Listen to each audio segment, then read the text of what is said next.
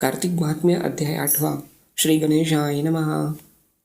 नारद म्हणाले, हे राजा, मी आता कार्तिक व्रताचा उद्यापन विधी संविधान संक्षेपाने सांगतो, ते श्रवण करा. व्रत करणाऱ्याने कार्तिक शुद्ध चतुर्दशीला व्रताची संपूर्णता होण्याकरिता व विष्णूच्या प्रीतीकरिता उद्यापन करावे. तुलसी वृंदावनावर मंडप घालावा, त्याला 4 द्वारे ठेवावी व तो तोरणे, फुले, चवऱ्या यांनी सुशोभित करावी. 4 द्वारात मातीचे द्वारपाळ पुण्यशील, सुशील, जय व विजय असे करावे व त्यांची पूजा करावी.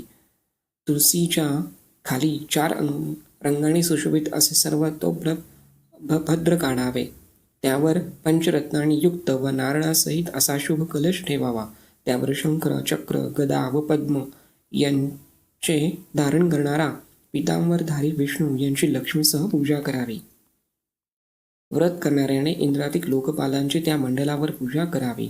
भगवान द्वादशीला जागे झाले. त्रयोदशीचे दिवशी सर्व देवांनी भगवंताचे दर्शन घेतले व चतुर्दशीचे दिवशी पूजन केले.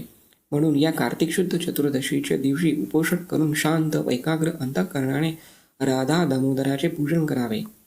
सोन्याची विष्णू प्रतिमा करून गुरूंच्या आज्ञेने व नाना प्रकारच्या भक्ष्यादी पदार्थांनी युक्त षोडशोपचारांनी पूजा करावी.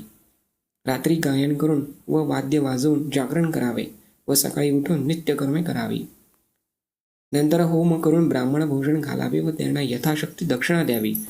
कृपणपणा करू नये. याप्रमाणे वैकुंठ चतुर्दशी करणाऱ्याला व या दिवशी नुसतं उपोषण करणाऱ्यालाही वैकुंठ प्राप्त होते. या वैकुंठ चतुर्दशी पर्वणीचे महात्म्य देव व शेष 100 वर्ष देखील वर्णन करू शकणार नाहीत.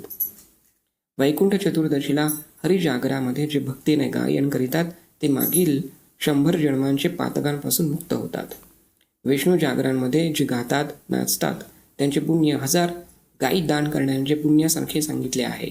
जो वासुदेवापुढे गाऊन नाचून मौज दाखवेल व असे रात्री जागरण करेल व विष्णूच्या कथा सांगून विष्णू भक्तांचे मनोरंजन करेल, त्याला त्यांचे पुण्यफळ विष्णू आपल्या लोकास नेऊन सालोक्यातही देईल. इतर भाषणे सोडून तोंडाने वाद्य वाजविली त्याप्रमाणे नित्य जो हरिजागर करेल त्याला दररोज कोटी तीर्थाचे पुण्य मिळेल. पौर्णिमेला 30 दंपत्य अगर शक्तीप्रमाणे निदान 1 तरी सापत्निक ब्राह्मणास भोजन घालावे. या दिवशी विष्णूने मत्स्यरूप धरून वर दिले, म्हणून या दिवशी जप, होम, दान इत्यादी केलेले कर्म अक्षय फल देणारे होते. म्हणून ब्राह्मणाला खीर आदी अन्न घालून भोजन द्यावे व अतो देवा या मंत्राने तीळ व क्षीर यांचा होम करावा. विष्णूच्या प्रीतीकरिता व इतर देवांप्रित्यर्थ ब्राह्मणांना यथाशक्ती दक्षिणा द्यावी व नमस्कार करावा. पुन्हा विष्णूची, देवांची व तुळशीची पूजा करून कपिला गायीची यथाविधी पूजा करावी. व्रताचा उपदेश करणाऱ्या गुरूंची त्याचे पत्नीसह वस्त्रालंकारांनी पूजा करावी व त्या सर्व ब्राह्मणांची प्रार्थना करावी. प्रार्थना मंत्र, हे द्विज हो, आपल्या कृपेने विष्णू मला सदा प्रसन्न असोत व या व्रतापासून माझ्या 7 जन्मांचे पाप नाहीसे व्हावे व माझी संतती स्थिर व्हावी व माझे मनोरथ सफळ व्हावे व देवाचा अंत झाल्यावर दुर्लभ जे विष्णूचे स्थान ते प्राप्त व्हावे. याप्रमाणे गुरुजी व ब्राह्मणांची प्रार्थना करून त्यांना संतुष्ट करून पाठवावे. ही पूजा गोप्रदान गुरुला द्यावे. नंतर आपले मित्रांसह भोजन करावे. कार्तिक व माघ यांच्या व्रताचा व उद्यापनाचा असाच विधी आहे. याप्रमाणे जो कार्तिक व्रत करेल त्याची सर्व पापे जाऊन मनोरथ पूर्ण होऊन तो विष्णूच्या सन्निध जाईल. सर्व व्रते, सर्व दाने, सर्व तीर्थे यांचे जे फल आहे त्यांचे कोटीपट फल या कार्तिक व्रताने मिळते. जे विष्णूचे भक्तीत निमग्न होऊन कार्तिक व्रत करीतात ते धन्य, ते पूज्य व त्यांचेच जन्म सफळ झाले.